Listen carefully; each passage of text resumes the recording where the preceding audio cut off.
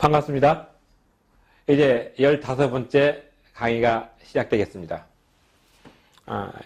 지난 13번째, 14번째 강의에서는 교회법에 발달해가지고 외국의 이 책 교재 82쪽부터 시작해가지고 말씀을 드렸습니다.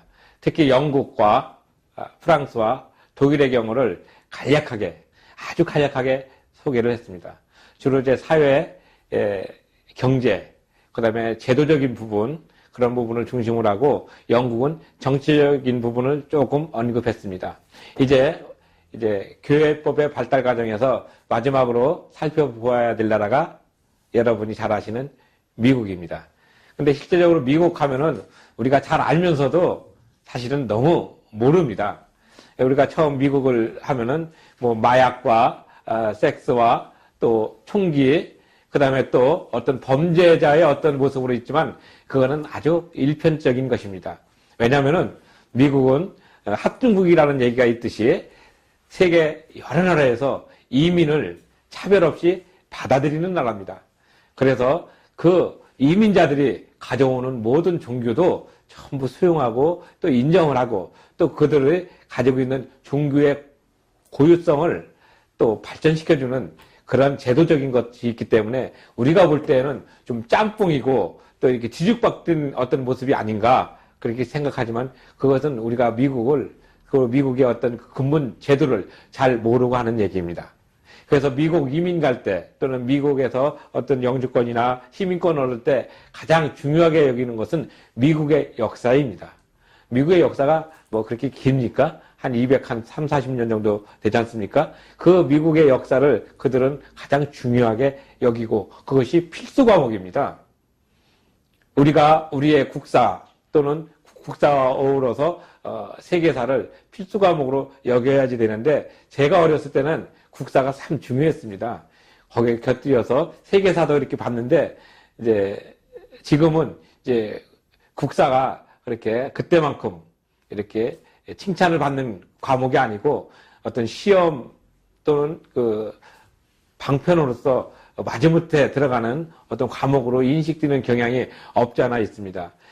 한 민족이 살아갈 때는 그 나라 역사가 정말 중요합니다.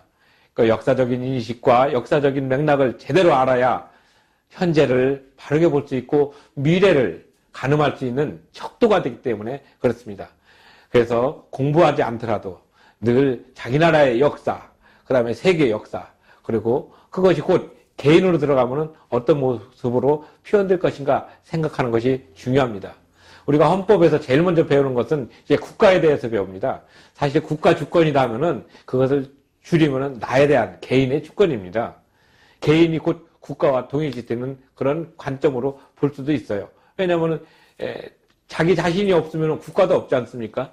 그러니까 이게 국가라는 어떤 명제 속에서 공동체의 어떤 중요성을 가지고 먼저 총론에 나오는 것을 볼 수 있습니다.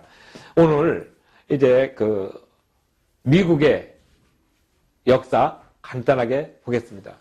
1620년대부터 이제 영국에서 퓨리탄 청교도들이 이제 신앙의 자유를 찾아서 미국으로 이주를 하게 되면서 뭐 영국만 가겠습니까? 그 옆에 있는 아일랜드 같은 나라도 또 이렇게 신대륙을 찾아서 갔고 또 프랑스 위군우라든지 독일의 경건주의 또는 제세례파 또 자유 신학을 꿈꾸는 자유로운 종교의 자유를 만끽하기 위해서 미국으로 이주를 하게 됩니다. 그래서 이제 미국에서는 이제 초기에는 이제 미국으로 봤을 때는 이제 동부 지역 그쪽 힐계주를 중심으로 예를 들어서 펜실바니아주 또 이쪽 버지니아주 이쪽 메인주 이렇게 가지고 그쪽에서 이제 이민자들이 정착을 하게 됩니다. 그 당시 미국은 기회의 땅 또 사람의 삶이 가장 풍요로운 어떤 그 황금지대를 향해서 찾아갔죠. 그러니까 황금을 찾아서 갔다고 말할 수가 있습니다. 물론 나중에 이제 미국에서 어느 정도 정착이 되면은 이제 동부에서 캘리포니아까지 이르는 서부 지역으로 이제 개척 시대를 맞이하게 되는 것도 마찬가지입니다. 근데 이제 미국으로 갈 때 이제 사람들이 제일 먼저 뭘 가지고 갑니까? 자기들의 신념과 사상과 종교를 가지고 갑니다. 그래서 청교도들이 미국에서 이제 안착시키고 발전시키고 또 케이커교들은 케이크 교도대로 마찬가지로 안착시키고 또 침례교는 침례교대로 안착시키고 그래서 자기들 유럽에서 자기들이 살던 시대의 어떤 그 종교를 가지고 미국에다가 이식을 시키게 됩니다. 그러니까 미국은 그 당시 이제 땅은 넓고 사람은 별로 없었기 때문에 이제 발전하는 데는 지장이 없었습니다. 그래서 미국의 어떤 그 광활한 영토 꾸준히 개발하면서 아메리카 원주민들과의 어떤 갈등과 또 그런들과의 충돌도 있었지만 어쨌든 미국은 계속적으로 땅을 넓혀가면서 발전하게 되는데 거기에서도 마찬가지로 종교도 발달하게 됩니다. 그 당시 미국은 종교법이 없었기 때문에 그들이 가지고 갔던 고국, 영국의 성공회라든지 또는 로마 카톨릭이라든지 또는 의근호들의 어떤 신앙 신조 이런 것들 가지고 미국에 가서 정착을 시키다 보니까 아무래도 끼리끼리 문화가 많이 발전하게 되죠. 그래서 어떤 그 A 지역은 청교도들이 많이 살면은 그 청교도의 어떤 그 신앙의 자유를 찾는 이념이 거기 곳을 지배하게 되고 또 그곳을 지배하게 되는 어떤 그 기율로서 교회법을 가지고 왔는데 그것은 고국에서 가지고 온 것이 그쪽으로 자연스럽게 발전이 되게 됩니다. 그래서 미국은 이제 그 종교의 자유가 아주 폭넓게 인정이 되고 또 그 종교의 자유 속에서 인간의 삶에 대한 어떤 그 실험 정신도 많이 개입되게 됩니다. 그래서 미국은 그 프론티어 또는 정신이라고 해서 개척 정신이 그 당시에 상당히 중요한 어떤 사회적인 흐름으로 있었습니다. 이 책 102쪽에 보면은 이제 이 책 그 교회법개론 102쪽에 보면은 이제 미국 초기의 종교적 상황이 나옵니다.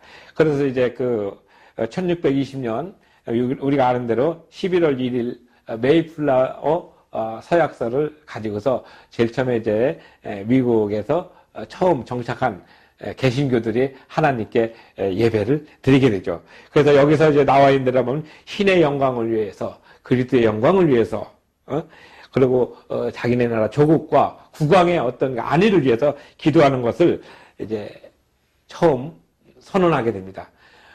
우리가 아시는 바와 같이 메이플라워에서 뭐 청교도 정신이 나와가지고 이렇게 했다는 이런 피상적인 것보다는 이들이 신앙의 자유를 찾기 위해서 그 먼 소위 영국에서부터 또는 유럽에서부터 그 배를 타고서 몇 개월 동안 죽음을 무릅쓰고 왔다는 그것을 볼 때 신앙의 자유를 찾는다는 것이 얼마나 고결하고 힘든 것인지 알 수가 있습니다. 그래서 이들은 생각도 어떤 그 틀에 얽매이는 것이 아니라 상당히 자유롭고 진보적이었습니다. 그렇지만 이런 사람들끼리도 어느 정도 이렇게 틀이 갖춰지다 보니까 자기들하고 틀이 안 맞는 사람들하고의 어떤 분쟁이 서서히 나타나게 되었습니다. 그래서 이 책에서도 나타난 대로 하나님과 그 신과 정신은 하나로서 통치를 하는 주도 있었고 또 그렇지 않고 분리해서 하는 주도 있었고 여러 가지 각 주의 특성에 따라서 그리고 자기네들이 개척했던 그 지역의 어떤 모습을 통해 가지고 제각기 다른 가운데서 발달하게 됩니다. 물론 이렇게 따르게 발달하게 되지만 결국은 이제 미국이라는 한 틀에서는 이제 하나의 그 다양성을 인정하는 그런 융통성 있는 모습으로 우리가 바라볼 수가 있습니다. 그래서 이제 그 초기에는 미국 그 초기에는 사람들이 일단 많이 와야지 됐고 또 땅은 넓은데 개척해야 될 사람들이 없었기 때문에 듬성듬성 넓은 땅을 그들이 갖고 그 소유권을 주장할 때는 국가에다가 이렇게 어떤 신고를 한다는 것이 아니라 어떤 그룹이 와가지고 개발을 하고 그 지역 개발을 한 것에 어떤 기득권을 먼저 가지게 되었습니다. 물론 이제 나중에 이제 국가의 형태가 이뤄지면은 그 이뤄진 가운데서 그 부분을 이제 불화를 받고 정당하게 소유권을 인정받는 과정을 거치게 됩니다. 제가 말씀드린 것은 경제적으로 사회적으로 그런 것을 이제 말씀드리는 것보다는 이 사람들이 가지고 있는 종교적인 흐름을 어떻게 이해할 수 있을 것인가. 그러니까 땅이 넓은 데다가 또 목사나 또는 그 훈련받은 성직자들이 없었던 관계로 이제 한 주에 한 명 내지 두 명 정도가 이제 전체적인 것을 총괄하는 그런 모습이 되었고, 워낙 또 땅이 넓으니까 교회와 교회 사이가 뭐 우리가 생각하는 대로 한 동네 사이가 아니라 이 교회와 교회 사이가 어떻게 보면 서울과 뭐 인천 또는 서울과 대전 이렇게 멀리 떨어져 있었기 때문에 관리하기가 힘들어서 개별적으로 그 지역의 어떤 모습으로 발전하는 그런 토양이 되었습니다. 예를 들어서 우리나라처럼 아파트가 이렇게 밀집되어 있으면은 한 곳에서 전체적으로 흐름을 할 수 있지만은 이렇게 밀집되지 않고 넓게 이렇게 산재에 있으면은 그것을 하는데도 참 힘든 거와 똑같습니다. 그래서 밀집대형의 어떤 그 관리가 아니라 한 사람이 순회해서 하는 그런 신앙의 어떤 그 틀이 갖추다 보니까 결국은 자유로운 모습으로 그들은 신앙생활을 가지게 되었습니다. 이게 우리하고 처음 신앙의 어떤 모습이 달랐던 것이죠. 그만큼 땅이 넓으니까 교회가 드문드문 있고, 또 그 드문드문 있는 데서 개발이 끝나고 정착되지 않고 또 다른 쪽으로 개발해서 가면은 그 교회는 이제 모양만 교회가 되고, 이제 어떤 비어있는 교회가 되고 다른 쪽에 새롭게 사람이 나오고 그 지역에 이주하는 사람이 다시 또 그곳을 이제 인수해서 맞는 그런 형태가 되었습니다. 그러니까 미국의 교회는 처음에는 이제 발달하는 것이 어떤 조직적이고 짜임새 있게 발달한 게 아니라 필요에 의해서, 사람들이 개발하는 사람들의 필요에 의해서 교회가 설립되었다가 없어지고 또 설립되었다가 없어지고, 그 설립되었던 흔적은 나중에 이제 후임자들이 와서 그러니까 개발에 대해서 사람들이 많이 모이면은 다시 또 교회의 기능을 하게 되는 그런 모습이었습니다. 그러니까 우리가 처음 생각할 때 교회가 이렇다 하는 그런 이미지하고는 조금 다르게 교회가 발달되었죠. 근데 중요한 것은 그 교회가 자유가 있었다는 것이죠. 그러니까 교회의 자유, 종교의 자유를 마음껏 보장해줬던 것이 됩니다. 그래서 미국 1776년도에 처음에 이제 버지니아 권리장전 나갈 때 사람은 이제 소유권을 이제 재산권이라는 어떤 그런 부분에서 생명권으로 이제 바뀌게 되는 겁니다. 우리가 생명권이다 하면은 이제 지금은 당연하게 사람이 살아가면 생명이다 하지만 그 당시는 생명권이라는 단어 자체가 그전에는 없었습니다.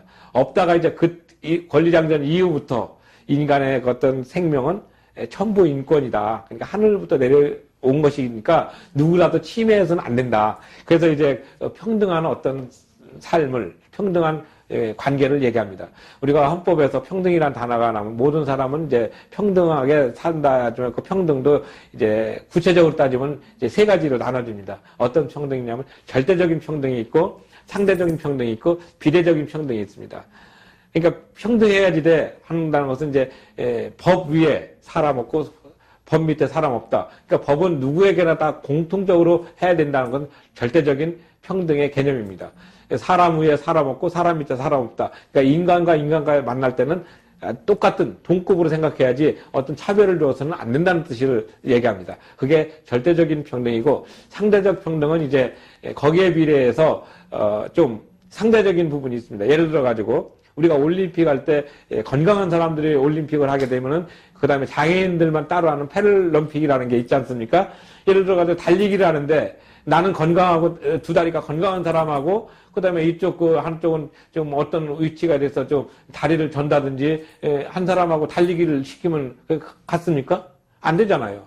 그러니까 같은 것은 같게, 다른 것은 다르게 대우하는 것이 평등의 기본 개념입니다. 우리가 이제 법적으로 생각하는 이런 평등의 개념을 이렇게 이해하시면 됩니다. 그러니까 같은 것은 같게, 다른 것은 다르게 대우하는 것.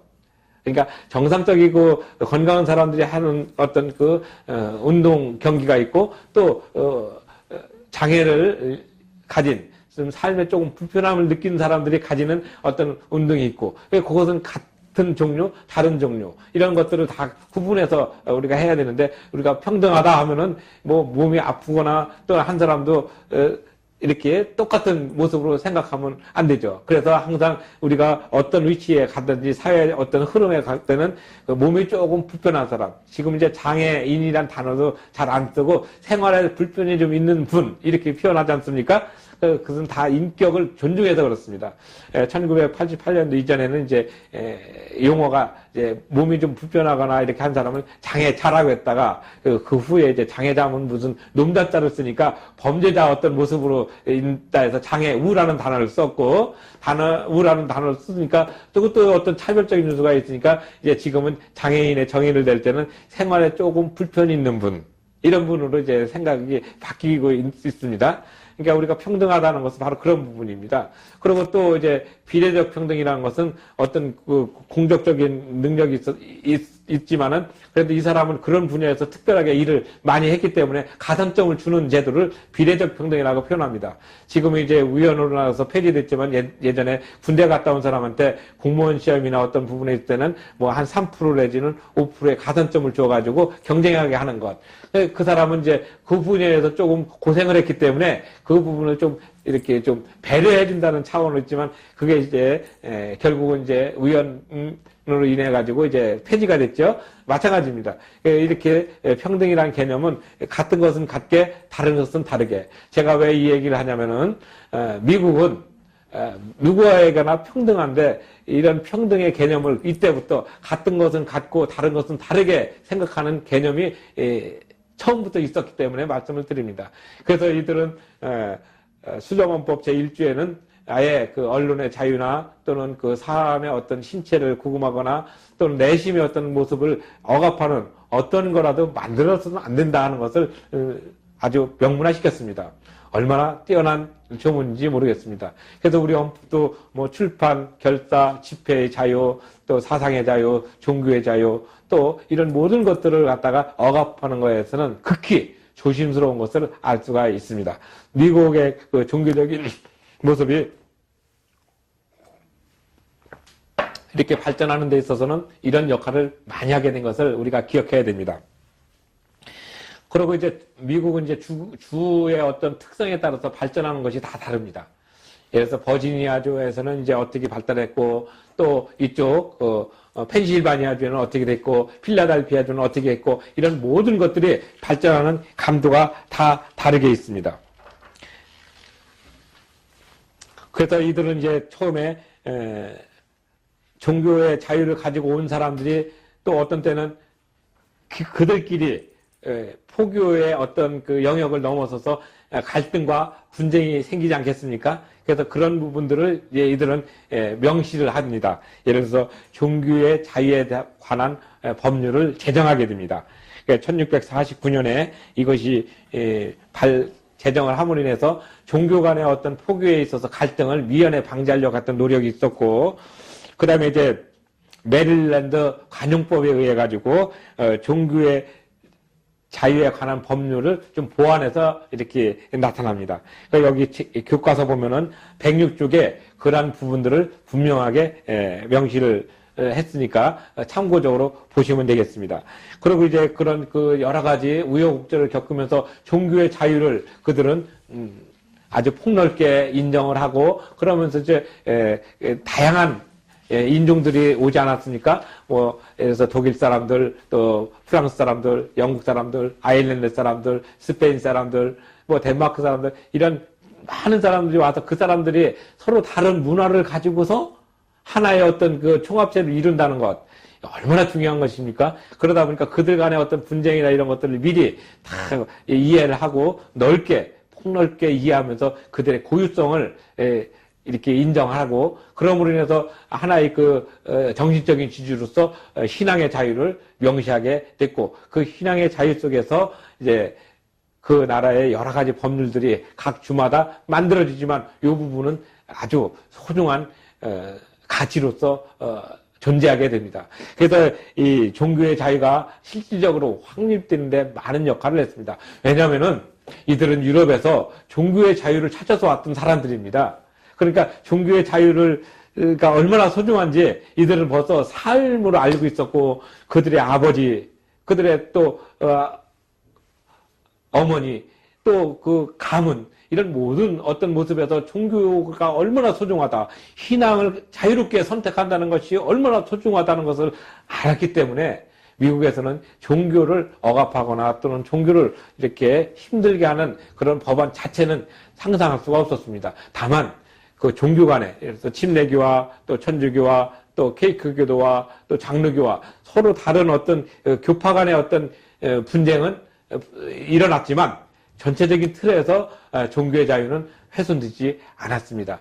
그래서 초기에 이런 많은 종족, 많은 어떤 다민족들이 뭉쳐서 이렇게 하나의 합중국을 이뤄갈 때 가장 중요했던 것이 신앙의 자유, 그리고 신앙의 자유를 보장해주고, 신앙의 자유를 보장해주면 거기에 대한 어떤 그 표현의 자유도 당연하게 들어가지 않습니까? 그래서 뭐 신앙을 한다면 또 교육의 자유도 들어가야지 돼요.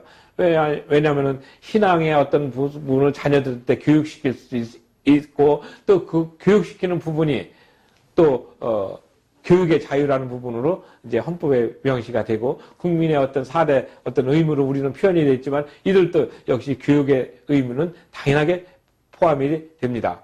그래서 이제 이런 종교적인 부분들이 늘 이렇게 삶 속에서 베이스에 깔려 있어요.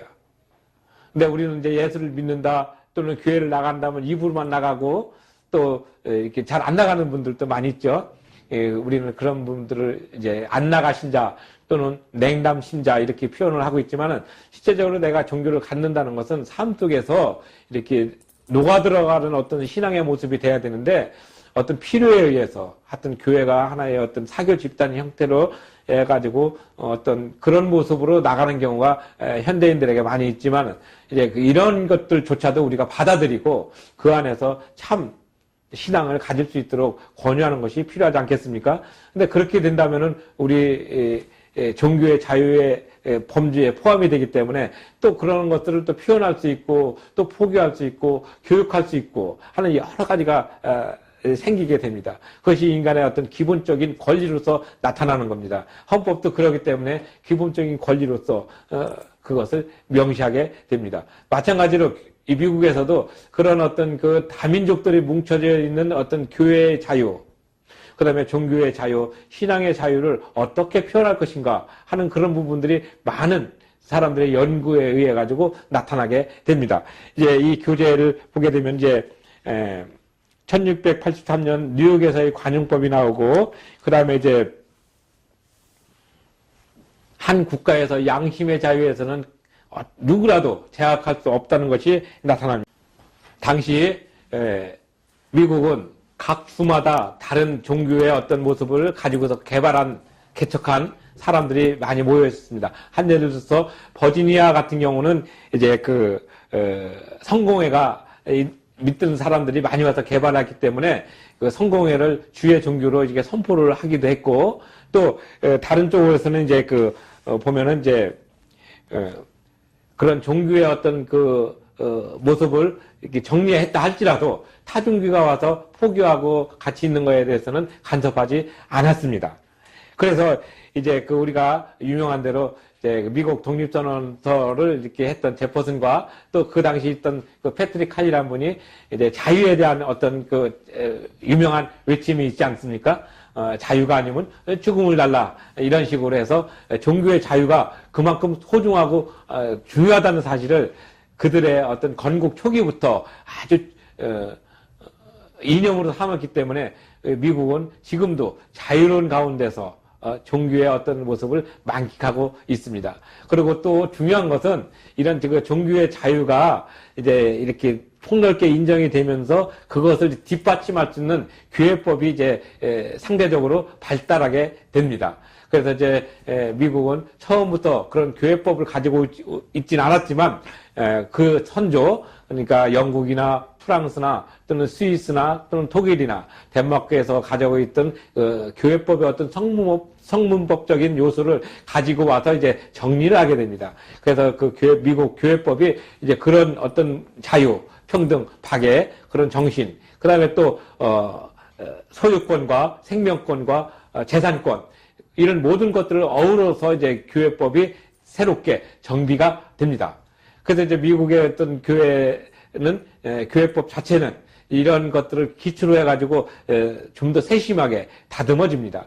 영국이나 또 유럽에서 있었던 그런 어떤 교육법의 어떤 모습에서 이제 좀 더 세련되게 이제 성화가 되고 그런 성문화가 되면서 이제 미국 전역을 이제 커버하면서 이제 위쪽으로는 이제 캐나다 또 이제 밑에 쪽으로는 멕시코나 그 밑에 지역으로 포교가 됩니다. 그 당시 멕시코까지는 크게 포교가 될 수 있는 여력이 안 됐고, 이제 캘리포니아주까지 해가지고, 이제 뉴멕시코주, 이쪽, 뭐, 텍사스주, 이런 쪽으로 이제 개발이 되죠. 유명한 서부 개척 시대가 되는 겁니다. 그때 이제 교회가, 그래도 그들에게 정신적인 위로가 되었고, 정신적인 삶의 어떤 터전으로서 기능하게 됩니다.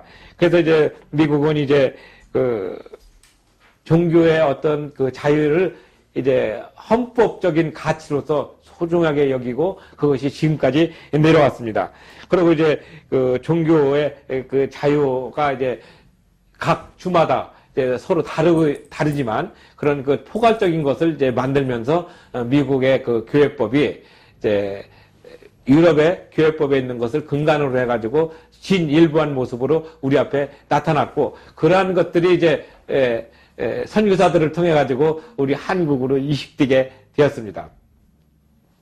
늘 이제 교회법을 공부할 때는 제일 중요한 어떤 그 포인트가 있다면은 그 교회법의 그 배경, 그 다음에 흐름, 그 다음에 사상적인 어떤 그 근저를 먼저 기억하고 거기에 따라서 이런 단어가 왜 나왔는가 또는 이런 흐름이 과연 우리 시대에 맞는 흐름인가 또 이런 흐름이 앞으로 더 잘 흘러갈 수 있을 것인가 하는 이런 그러면서 다양한 관점으로 이렇게 바라볼 수 있고 또 그런 것을 분석해낼 수 있는 안목이 필요합니다.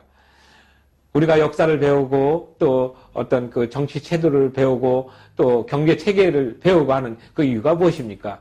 바로 그런 것들을 어떤 관점으로 보면서 더 나은 모습으로 우리의 삶을 개선시킬 것인가 하는데 포인트가 있지 않겠습니까? 마찬가지로 우리는 이런 교회의 모습이 정말 우리 삶에서 가장 중요하게 이렇게 나타나고 있지만 우리는 그러한 것들이 마치 없는 것처럼 하고 살아갑니다. 한 예를 들어서 물고기가 물을 보았을 때는 언제냐고요? 물 밖에 나왔을 때 물을 본다고 얘기합니다. 물속에 있을 때는 물이라는 것을 의식하지 못하고 삽니다. 마찬가지로 우리가 살아갈 때는 법이라는 것을 이제 의식하지 못하고 살지만 우리가 어떤 잘못을 저질러가지고 어떤 경찰이나 또는 법원의 어떤 구속을 받을 때는 법이 이런 거구나 이렇게 깨닫는 거가 똑같습니다.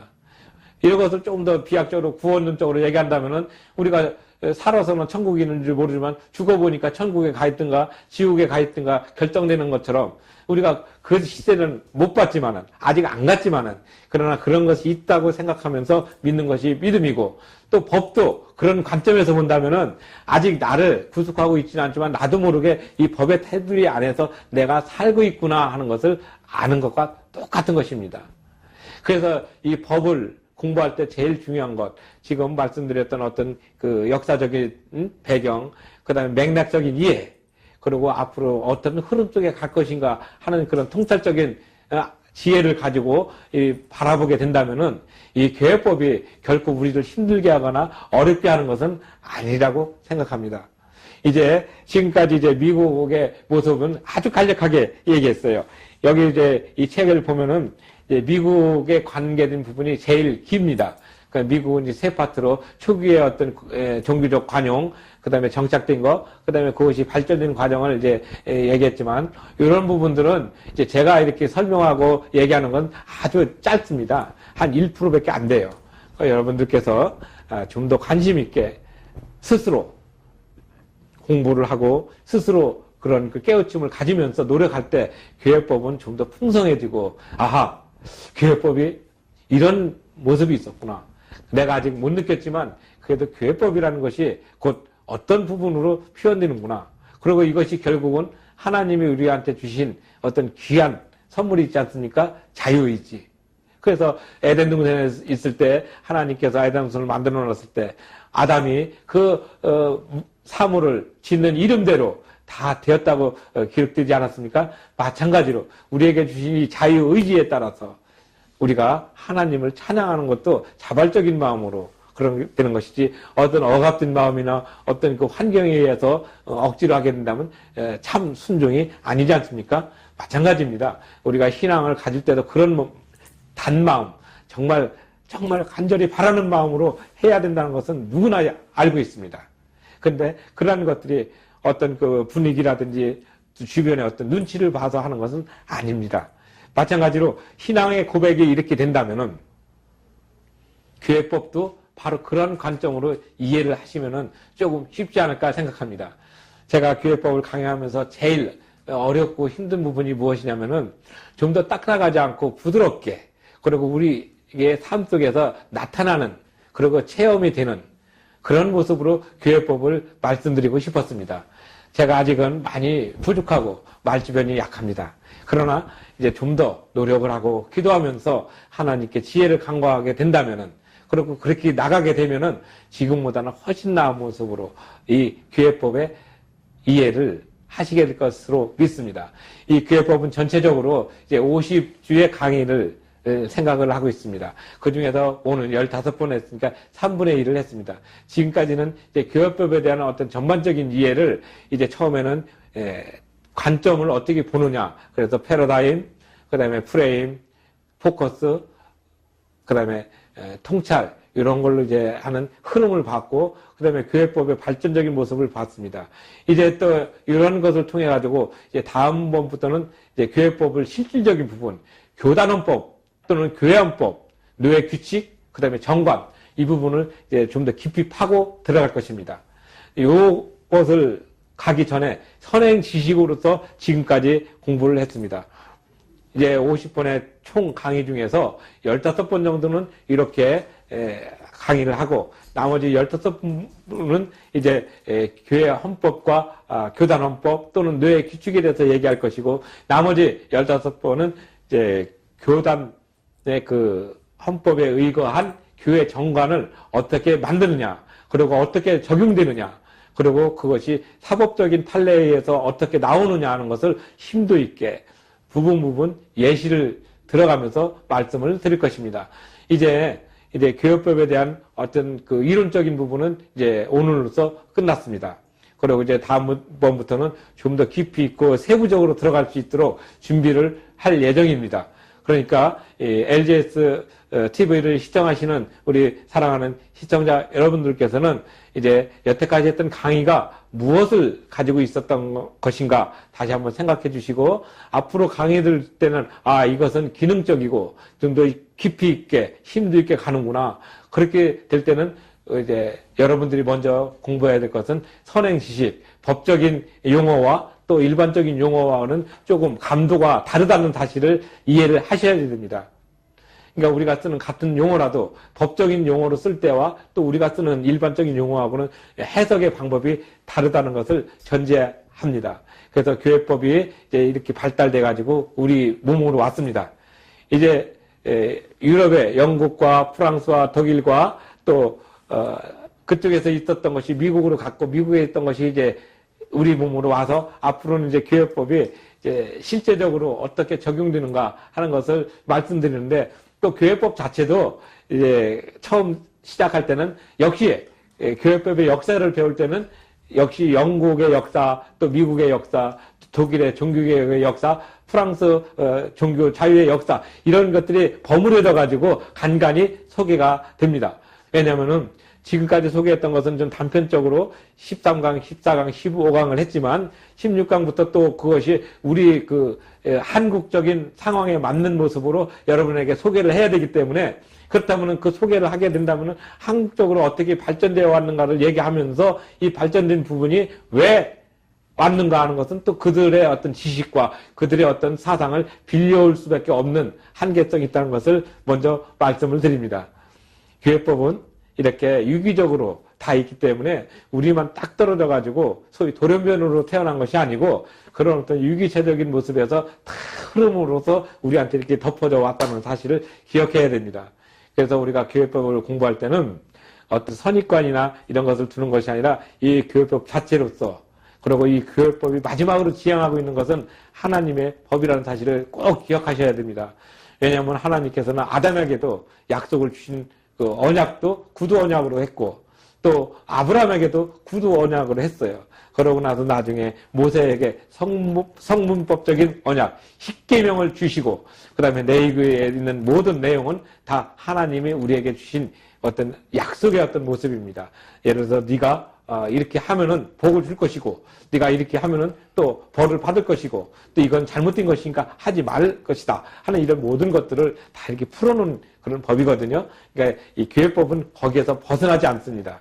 근데 우리는 늘 교회법이라고 해서 뭐 이렇게 새로운 어떤 그 모습으로 생각하는 경향이 있는데 이제 그렇게 생각하지 마시고 이 교회법이 지향하고 있는 마지막 종착점이 어디인가? 그렇게 하면 바로 하나님 또는 예수 그리스도 그리고 그러면서 깨닫게 해주시는 성령님의 법이라는 사실을 분명히 아셔야지 됩니다. 그래서 지난번에 성령님의 법 하는 것은 노무스라고 해서 신약을 얘기했고 구약은 이제 토라라고 말씀드렸습니다. 그리고 이제 그 후에 이제 카톨릭에서는 이제 캐논법이라고 해서 보편적으로 얘기를 했다는 것을 구분했습니다. 그래서 토라와 노무스 이게 제일 중요합니다. 하나님의 법, 성령의 법 이것이 바로 지금 우리 삶을 이렇게 풍요롭게 해주고 있다는 사실을 기억한다면은 교회법의 발달 역사가 비록 이렇게 단편적이고 짧게 같지만은 그 속에 있는 정신 하나하나를 좀 더 깊이 있게 여러분들이 공부하고 또 깊이 있게 여러분들이 스스로 좀 찾아서 공부해야 내 것이 됩니다.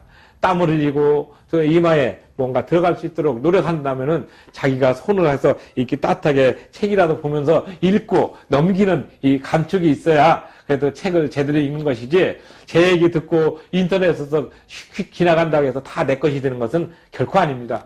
저도 이렇게 인터넷에서 보면 제목 보고 이렇게 하면 다 아는 것 같은데 막상 어디 가서 얘기하려고 하면은 그게 그거 같아가지고 얘기를 못하는 경우가 많았습니다. 그러나 이 책을 보고 읽으면은 그래도 밑줄을 긋고 내가 또 거기에 어떤 주석을 달고 그렇게 함으로 인해 가지고 비로소 내가 조금 더 많은 기억을 할 수 있는 계기가 됩니다. 그래서 사랑하는 시청자 여러분들도 꼭 책을 통해서 나의 굳은 마음을 좀 부드럽게 하고 또 나의 그 옹무진 마음을 좀 열려있게 그래서 꼭 책을 통해 가지고 여러분이 읽으시기를 진심으로 바랍니다. 늘 우리는 책을 가까이 해야 하고 또 그 책을 통해서 좀 더 나은 어떤 모습으로 내 자신을 다듬는 모습이 필요하다고 생각됩니다.